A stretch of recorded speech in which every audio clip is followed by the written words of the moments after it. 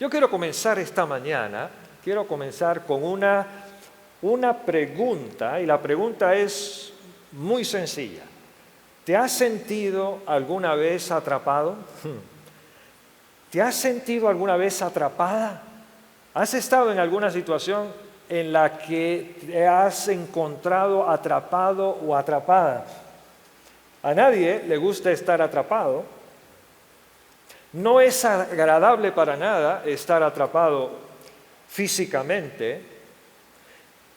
Y de eso usted sabe cuando está en su carro, va por la autopista y de momento tiene que detener la marcha y bajar de 50, 65, 50, 40, 30 y de momento estar prácticamente en un tapón. ¿Cuántos de ustedes han estado en algún tapón en los últimos 3 meses? A ver, ¿alguno de ustedes recuerda un tapón? No es agradable estar en un tapón. No es agradable para nada estar en un tapón. Cuando uno está en un tapón, está atrapado, no puede avanzar, está detenido. Peor aún que estar en un tapón es estar atrapado en un ascensor. ¿Cuántos de ustedes han estado atrapados en un ascensor? A ver, levante la mano. Muy bien, no soy el único. Perfecto, excelente. Gracias a Luma, en los últimos meses he tenido la experiencia de estar 2 veces en un ascensor atrapado.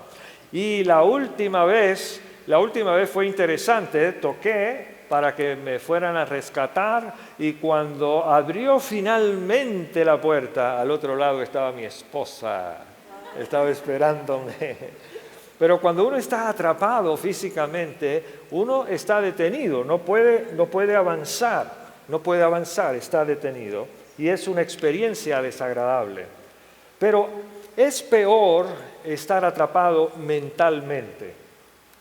Cuando tú estás atrapado mentalmente, cuando estás en una trampa mental, tú experimentas también algo que es desagradable. Y nuestra mente puede crearnos trampas. Nuestra mente crea emociones y esas emociones funcionan como trampas. Y cuando estamos atrapados mental y emocionalmente, es complicado. No podemos avanzar, estamos detenidos. Las trampas mentales son cierto tipo de manera de pensar que crean emociones que nos derrotan. Los pensamientos que nos derrotan siempre son fraudulentos, equivocados, distorsionados, ilógicos. Algunas veces la mente crea un ciclo, un patrón, un esquema, una mentalidad que se convierte en una trampa. Entonces, yo quiero hacer una pregunta. ¿Cómo sabemos que una mentalidad se ha convertido en una trampa mental? Hay un señor famoso en la historia llamado Epicteto. Tiene un nombre que por favor no se lo ponga a su hijo. Epicteto era un filósofo griego y él escribió estas palabras: somos perturbados no por las cosas, sino por la manera en que vemos las cosas. En otras palabras, la manera en que nosotros vemos lo que nos ocurre en la vida es lo que al final del camino termina perturbándonos en la gran mayoría de las veces. Yo quiero usar las palabras de una persona muy conocida, Helen Keller. Esta fue una mujer que era ciega, pero se distinguió en la historia. Y Helen Keller escribió estas palabras: la autocompasión es nuestro peor enemigo. Y yo voy a volver a leer lo que ella dice de otra forma.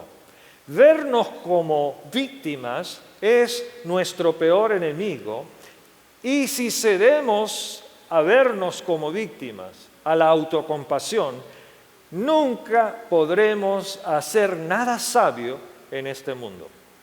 Y eso lo dijo Helen Keller, una mujer que tenía muchas razones para autocompadecerse, Y sin embargo aprendió en la vida que no llevaba a ningún lugar verse como víctima. Y de eso se trata toda esta serie, de los esquemas mentales que nos detienen, los esquemas mentales que nos juegan trampas y que no nos permiten ser todo lo que Dios quiere que nosotros seamos. Durante las próximas 3 semanas vamos a explorar una nueva serie que hemos titulado Trampas Mentales. ¿Puede decir conmigo el título para que al menos se lo lleve esta mañana? Trampas Mentales. Y durante las próximas 3 semanas nosotros vamos a estar viendo 3 trampas que son muy frecuentes, son fáciles de encontrar en nuestro camino. La primera semana, que es hoy, vamos a hablar de la trampa de la victimización, de vernos a nosotros como víctimas, de tener autocompasión con nosotros como estilo de vida. La semana que viene vamos a hablar de la trampa de la negatividad. Y la última semana, la trampa de todo o nada. Ahora, yo sé que algunos de ustedes están pensando, cáspitas, no traje a mi esposo a la iglesia. O cáspitas, no traje a mi esposa hoy. O esto es bueno para fulano. O esto es bueno para fulana. Esto es bueno para perencejo. O esto es bueno para sutanejo. Tenemos una lista y de pronto decimos, esto es bueno para alguien. Pero la verdad es que todos necesitamos liberarnos de trampas mentales tarde o temprano. Esto no es para algunos, esto es para todos. Y la esperanza que yo tengo es que podamos hacernos toda la pregunta, ¿qué hay en mi mente que debe ser liberado?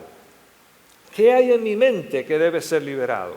Ahora yo quiero que tome un momento y vea a su vecino, que está más cercano a usted en esta mañana, y dígale estas palabras, dígale, podemos salir de cualquier cárcel, dígale eso, podemos salir de cualquier cárcel. ¿Por qué? Porque la trampa funciona de esa manera. Pero lo bueno es que hay buenas noticias. Dígale, hay buenas noticias, dígale que está más cerca, hay buenas noticias. Vamos, eso es, muy bien. Ahora, ¿qué significa estar atrapado en la trampa de la mentalidad de víctima? Tú sientes como víctima. Tú ves el mundo como víctima. Tú te ves a ti mismo como víctima. Y quiero compartir algunos escenarios que nos sirven como ejemplos generales para poder entender esto. En tu hogar, por ejemplo, tu hijo está en problemas en la escuela, anda peleándose. Pero a veces decimos, no es la falta de mi hijo, es la culpa del otro niño que lo agita, lo molesta. O es la maestra que no sabe tener control del grupo. Mi hijo es una víctima. ¿Has escuchado eso? Yo lo he escuchado. O en el trabajo, no te promovieron, no te dieron la posición y el aumento de salario. Y termina diciendo, no me promovieron porque es culpa de mi jefa. Mi jefa es la culpable. Es una bruja. No le caigo bien. Bueno, algunas son medias brujas, ¿verdad? Pero no, esa mentalidad, ¿me sigues? Es una mentalidad de que otro es culpable. Como en una relación de amistad. Tienes una cena con una amiga o con un amigo, te llama a última hora para cancelar, te dice la razón, te dice no puedo ir porque tengo que estudiar, no puedo llegar. Y tú te preguntas, ¿cómo es que me está cancelando esto a mí? De seguro es porque yo no le caigo bien. ¿Cómo llegamos a estar atrapados en este tipo de mentalidad? ¿Cómo llegamos a estar atrapados de esta forma? Hay una definición clínica de lo que es la mentalidad de víctima. Una mentalidad de víctima hace que culpemos a los demás por lo que sucede en nuestro mundo. De eso se trata. Cuando tú tienes una mentalidad de víctima, tú estás una y otra vez recurriendo a culpar a otros de lo que está pasando en tu vida. Estoy en desventaja debido a mis circunstancias. O para todos es más fácil, para mí es más difícil. Todos nosotros hemos experimentado en algún momento ese tipo de mentalidad. Pero algunos han quedado atrapados. Y yo quiero tener esta mañana una palabra de precaución. Quiero tener una palabra de precaución a la medida que estamos desarrollando toda esta serie. Y es que en el mundo hay víctimas. ¿Puedes decir conmigo eso? En el mundo hay víctimas. Y tú lo sabes. Hay personas que realmente han sido víctimas. Víctimas de crimen, víctimas de racismo, víctimas de sexismo, víctimas de abuso. Hay muchos tipos de injusticia. Vivimos en un mundo injusto. Nosotros no estamos en el cielo, nosotros vivimos en un mundo caído. Y en este mundo caído hay injusticias una y otra vez. Nosotros no estamos devaluando tu experiencia de víctima. Tal vez en esta mañana, yo sé que en esta mañana, en este lugar, en esta reunión, deben haber personas que son víctimas. Cosas malas pasan a la gente buena. Cosas malas pasan a todos nosotros.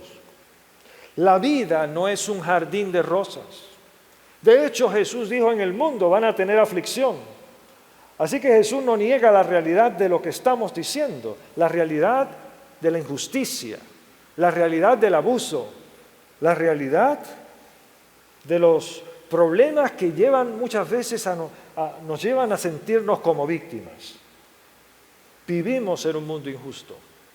Pero hay preguntas que debemos hacernos.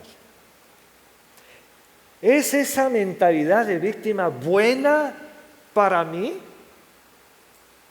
¿Es la mentalidad de víctima buena para la gente que está alrededor de mí? ¿Habrá otra manera de ver todo esto? Son preguntas importantes que yo quiero desafiarte a que tú te comiences a formular. Y tengo una propuesta para ti en esta mañana. La propuesta es esta. ¿Cómo sería si en vez de pensar de mí como víctima, pensara de mí como sobreviviente? Si en lugar de estar viéndome como una víctima, comenzara a verme como sobreviviente. Podría ser diferente. Yo quiero que te hagas esa pregunta, porque tal vez esta mañana el camino a la libertad, el camino a la recuperación, está justamente en comenzar a cambiar la manera en que tú te ves a ti misma o a ti mismo. ¿Cuál es el origen de la mentalidad de víctima?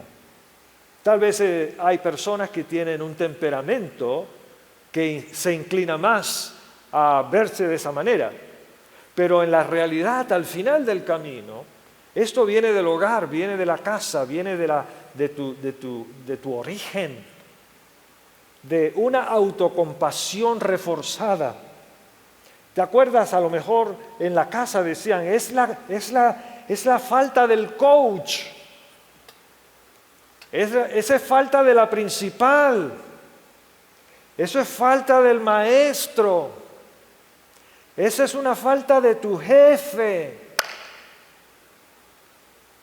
A lo mejor vienes de un hogar donde la culpa, el juego de la culpa, el juego de culpar era muy frecuente. Y si tú vienes de un hogar donde eso era frecuente, es muy fácil desarrollar una mentalidad de víctima. Tal vez nunca te has desafiado a pensar de otra forma.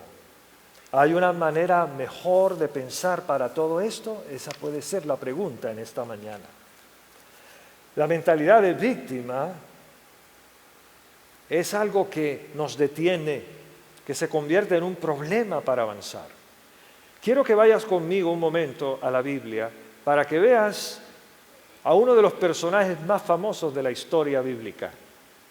Y este personaje tenía muchas razones para verse a sí mismo como una víctima, y sin embargo, superó todo esto. Y en lugar de escoger ser una víctima, escogió ser un triunfador. En lugar de escoger ser una víctima, escogió ser un sobreviviente. Y su nombre, a lo mejor ya lo tienes en tu mente. A ver, ¿quién sería? ¿Cuál de todos los personajes de la Biblia? Sin miedo, ¿cuál sería? No era Job, pero pudo haber sido Job. Del que voy a hablar esta mañana es José. José, uno de los personajes que está en el libro de Génesis, en el capítulo 50 muy particular. Ahora déjame hablarte de José un momento. José era hijo de Jacob, era hijo de Raquel y tenía 10 hermanastros. En ese tiempo no había televisión, 10 hermanastros, uno de padre y de madre y una hermanastra. Ese era José, viene de un hogar grande donde había mucha gente. Pero él era el preferido de su papá.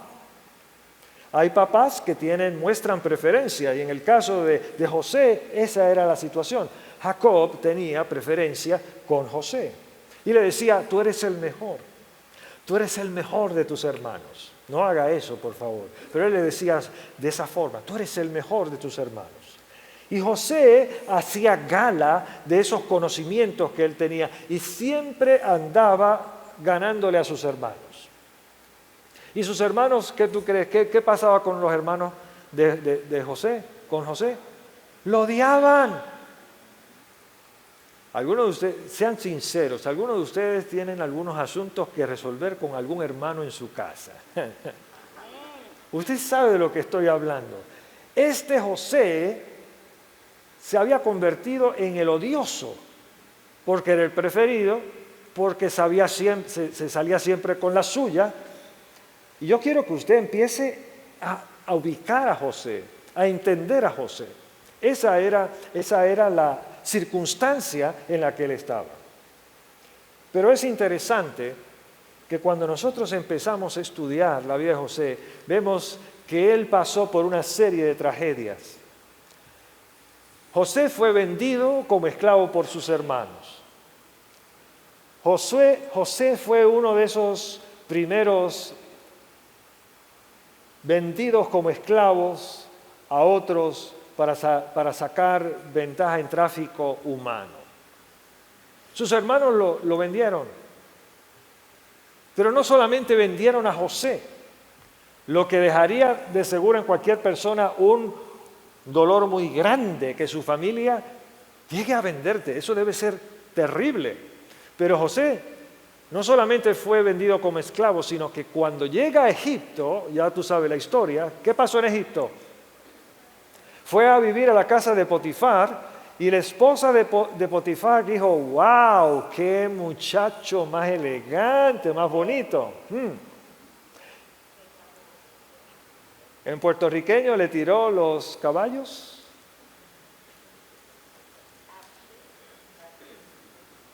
José salió corriendo, pero la esposa de Potifar dijo que él había querido prospasarse con ella. Y finalmente José terminó siendo acusado falsamente y sentenciado a prisión. Ahora no solamente sus hermanos no lo aman, no solamente está extraído de su contexto familiar, de su gente, de su familia, está en otro país, vendido, sino que ahora está acusado falsamente y metido en prisión por una acusación falsa. Y hay algo más que pasa con José. Fue olvidado en la prisión.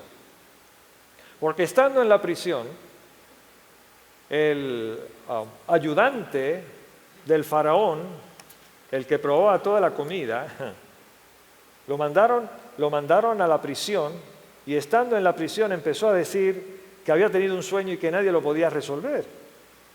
Y al comentar lo que había pasado, José pudo interpretar correctamente el sueño y eso trajo la liberación de este hombre que le había dicho a José, si tú me ayudas, yo te voy a ayudar. Cuando yo salga de aquí, yo te voy a ayudar. Y llegó el momento, y José se quedó en prisión porque fue olvidado. Hay gente que nos olvida, hay gente que nos odia, hay gente que nos desea mal, sí, hay gente que acusa falsamente. Y tal vez esta mañana tú podrías sentirte identificado con José. Ahora, José pudo pensar, ¿cómo todo esto me vuelve a pasar? ¿Cómo todo esto me está pasando? ¿Por qué se repite tanto la historia? ¿Por qué tantas veces ser víctima? Pero él decidió hacer otra cosa. José decidió pensar de otra manera. Él decidió impedir que sus pensamientos lo llevaran a la derrota. Él decidió pensar de tal manera que sus esquemas de pensamiento no lo llevaran al dolor una y otra vez. Y en medio de todo esto, él decía, Dios va a hacer algo grande. Y aquí viene una pregunta que yo creo que se hizo José, o que se pudo haber hecho él. Y es una pregunta que tú te puedes hacer. ¿Podría Dios estar preparando las circunstancias a mi alrededor para hacer algo en mí y a través de mí? José decidió pensar diferente. ¿Qué pasó después? Se convirtió en el segundo hombre más poderoso de Egipto. Resolvió una crisis alimentaria no solamente para su nación, sino para la gente alrededor. Y atendió a sus hermanos sin que ellos supieran su identidad. Es una historia fascinante. La puedes leer en el libro de Génesis. Ahora, cuando tú llegas al capítulo 50 de Génesis, Génesis capítulo 50, hay una conversación entre José y sus hermanos que tienen un sinnúmero de lecciones rápidas que nosotros podemos tomar y llevar con nosotros. En el versículo 19, vamos a leer 3 versículos nada más, y este es el primero. Génesis 50, 19, dice José cuando está frente a sus hermanos y se revela y le deja saber que él es el hermano que ellos habían vendido. Algunos de ustedes estarán pensando, ¿qué yo hubiera hecho? Él está ahora frente a sus hermanos. Él les deja saber que él, que es el segundo hombre de Egipto, el segundo más poderoso, la persona que sigue en poder a Faraón, es su hermano y que están delante de él. Yo imagino que las rodillas de sus hermanos empezaron a temblar. ¿No le parece? Porque después que lo que le hicieron a este muchacho, de venderlo, de venderlo y todo lo que hicieron sufrir a su papá, es increíble. Dice José, no, vamos a leerlo juntos. ¿Qué dice? No tengan ¿qué? Miedo, no tengan miedo, le contestó José. Y aquí viene esta pregunta que es muy interesante. Lo dice conmigo, ¿puedo acaso tomar el lugar de Dios? José conocía el carácter de Dios. José sabía que Dios estaba con él, que Dios no se olvidaba de él, que Dios no lo iba a abandonar. Si Dios está con nosotros, no somos víctimas derrotadas. Si Dios está con nosotros, no somos víctimas derrotadas. Y José tomó una decisión, no vengarse, no optar por la venganza, porque él sabía que si Dios estaba con él, no era una víctima derrotada. Yo quisiera que tú te atrevas a decirlo esta mañana. Y aunque a veces esto de poner a la gente a decir, a hacer afirmaciones, puede parecer lo más tonto del mundo, yo quiero invitarte a que te atrevas a decirlo.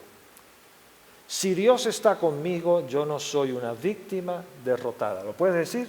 Vamos a decirlo juntos, ¿les parece? Dice, si Dios está conmigo, no soy una víctima derrotada. Eso fue la práctica. Lo podemos decir de verdad. Si Dios está conmigo, no soy una víctima derrotada.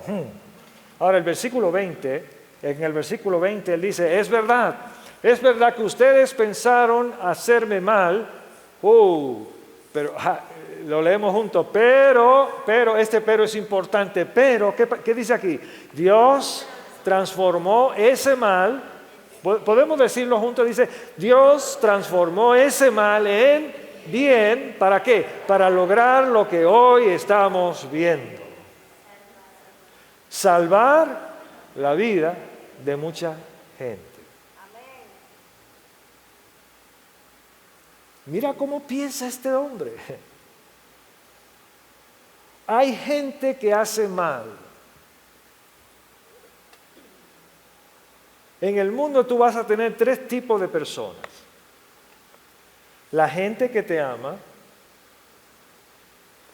la gente que ni te ama ni te odia, y la gente que te hace mal.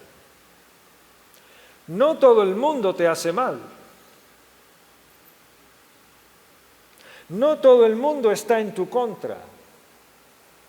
No todo el mundo está buscando hacerte daño. Pero hay gente que piensa mal. Hay unas buenas noticias para ti en el día de hoy. Es que ni ellos ni tú controlan el mundo. Dios está a cargo. Dios está a cargo.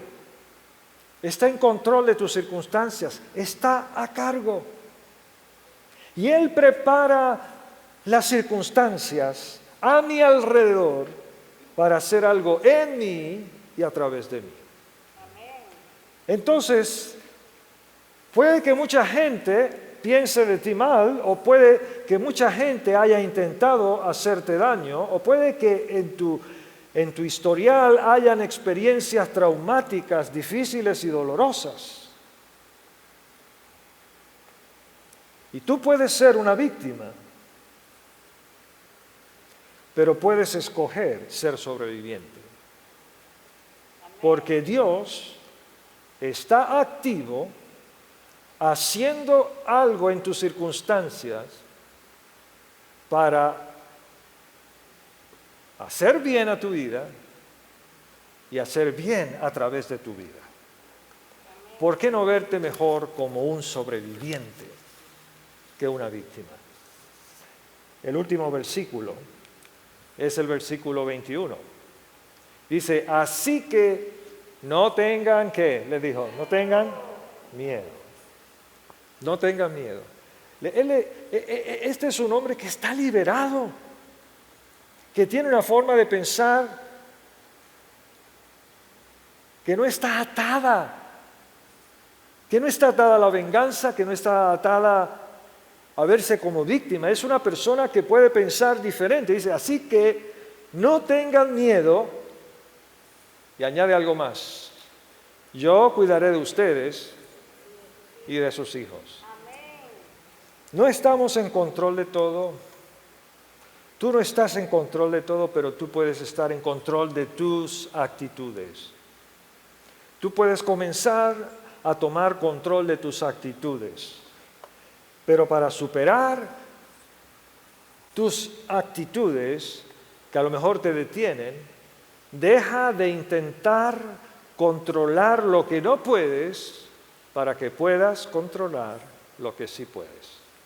Deja de tratar de intentar controlar lo que tú no puedes controlar. Si somos honestos, hay muchísimas cosas en nuestra vida que no están en nuestro control. Hay muchísimas cosas que quisiéramos controlar que no podemos controlar. Tú no puedes controlar a los demás, aunque lo intentes. Pero tú puedes controlar tu actitud. Tú puedes controlar tu respuesta. Tú puedes controlar lo que tú haces como respuesta. Y para superar la trampa de la victimización, de la autocompasión. Deja de intentar controlar lo que no puedes para que puedas controlar lo que sí puedes. Y yo quisiera pedirles algo. Si tú tienes tu teléfono, haz una captura de lo que está aquí y llévatelo. Y si lo quieres compartir con alguien, hazlo. Porque una de las cosas que más nos encierran, que más nos detienen, que más nos esclavizan, es tratar de controlar lo que no podemos controlar. Hay 1000 cosas que no puedes controlar hoy. Hay 1000 cosas que no vas a poder controlar hoy. Pero lo que sí tú puedes controlar, es tu actitud. Y tú puedes salir hoy de aquí con una verdadera renovación en tu mente. Si tú comienzas a entender que hay algo que tú sí puedes controlar, que es tu actitud. A veces estamos esperando que el Señor haga una obra grandísima en nuestra vida. Comienza con un cambio de actitud. Comienza cuando le permitimos a Él tener el control de lo que no puedo controlar, para entonces yo poder enfocarme a hacer lo que sí yo puedo hacer. ¿Cómo superar la mentalidad de víctima? 3 cosas para concluir en esta mañana. La primera, identifica tus pensamientos victimizantes. Si te estás viendo como una víctima, si todo esto está empezando a tener sentido dentro de ti, ok, es lo primero, es identificarlo. Si tú puedes identificar ese patrón, tú puedes combatirlo mejor. Pero hay algo más. Concientízate de los falsos beneficios. Yo quiero hacer una pregunta. ¿A cuántos de ustedes les gusta el brownie? A ver, levante la mano. Todos los que les gusta el brownie, quiero ver las manos. Ok, no estoy solo, muy bien. Muchas manos se levantan, perfecto.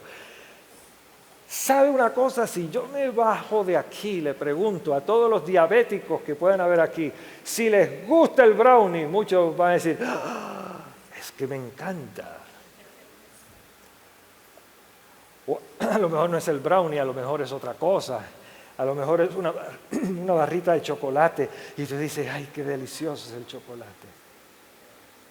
A lo mejor algunos de ustedes que pueden estar batallando con la diabetes, están pensando, yo me comería un pedacito de los bizcochos de Jenny, un pedacito, nada más, un pedacito, algo así, un pedacito. Cuando nosotros empezamos a hablar del dulce, del azúcar, hay personas que dicen, bueno, mucha azúcar hace daño, pero un poquito de azúcar no hace daño, porque eso me va a dar más energía.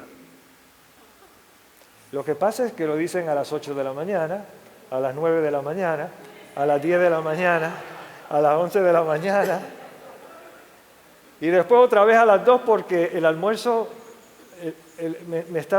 me estoy durmiendo con el almuerzo. Necesito otro shot de azúcar en el cuerpo. Y nosotros buscamos el azúcar y tratamos de justificar por qué necesitamos azúcar. A veces pensamos en los falsos beneficios. Y créanme una cosa, a veces pensar como víctima puede traer beneficios marginales. A veces es que la gente te da atención. A veces es que te tratan de una forma más suave. Pero verse como víctima no es saludable, porque ahoga tu verdadero potencial. Dios no te creó para que vivas atado a trampas mentales. Concientízate de los beneficios falsos, de tener una mentalidad de víctima. Y por último, reemplaza tus pensamientos de víctima. Hay que empezar a reemplazarlos. Tal vez es mejor empezar a decir, yo no soy una víctima, yo soy sobreviviente. Porque no hay que negar la realidad. A lo mejor tú has padecido muchísimo, y es cierto, y hay injusticias que te han pegado. Pero lo que estoy tratando de decir, hay una diferencia entre ser una víctima y tener una mentalidad de víctima. La persona que es una víctima simplemente ha enfrentado un hecho en la vida que es injusto. Pero una persona que tiene una mentalidad de víctima, que está atrapado en esa mentalidad, una y otra vez está diciéndose a sí mismo, yo no puedo, yo soy víctima, mi vida es igual al dolor. Reemplaza tus pensamientos de autocompasión por algo útil. En el mundo hay alguien mucho más afectado que tú, pero que está haciendo algo más que victimizarse. Escoge creer que cualquier disrupción es solo un montaje para el progreso con Dios. Termino con Jesús, porque Jesús a veces lo vemos desde una perspectiva solo como que era el Hijo de Dios y se nos olvida que era tan humano como nosotros. Y hay un momento interesante al final de su ministerio, cuando está en el jardín de Getsemaní, y estando en Getsemaní, a mí me llama la atención, una vez yo empecé a estudiar ese ángulo desde el punto de vista médico y de lo que decían los psiquiatras y los psicólogos acerca de ese momento en la vida de Jesús, y es increíble que el nivel de carga que había sobre él,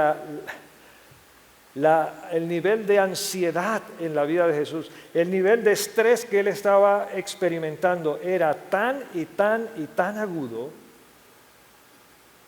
que experimentó lo que los médicos hoy día llaman cromidosis. La cromidosis es cuando tus capilares estallan por el estrés y las glándulas sudoríparas y la sangre se mezclan y las gotas que empiezan a correr son como gotas de sangre. Y Jesús en Getsemaní sabía lo que venía. Había sido traicionado. Iba rumbo a una tortura china.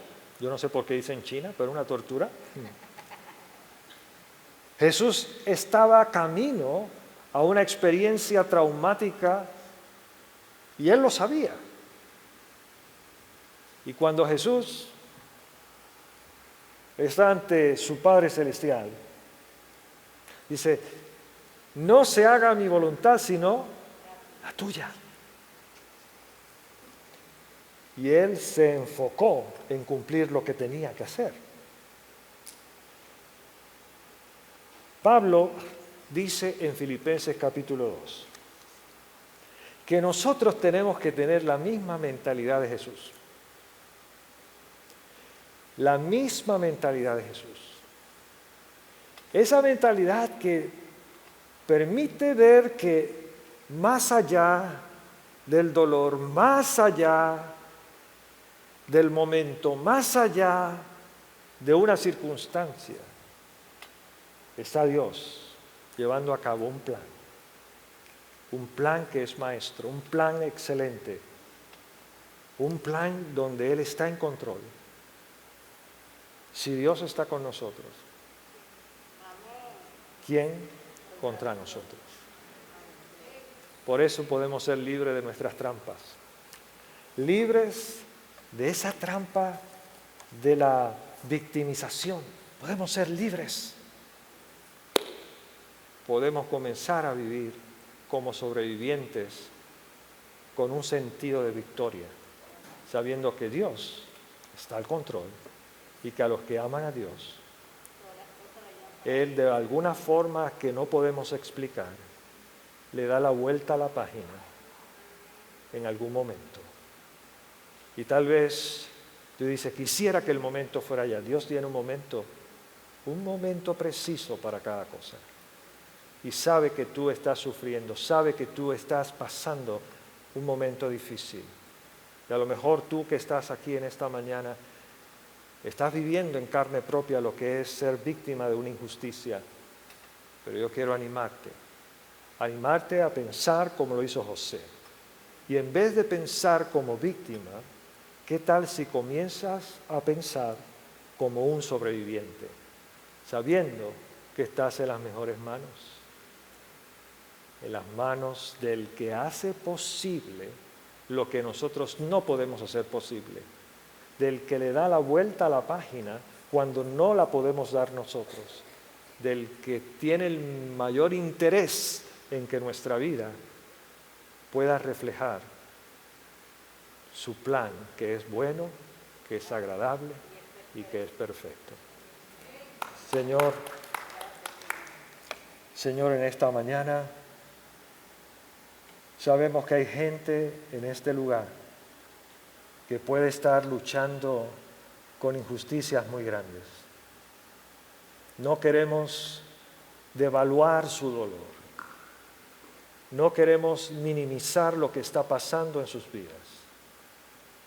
De hecho, Señor, hay personas que disfrutan hacer daño a otras.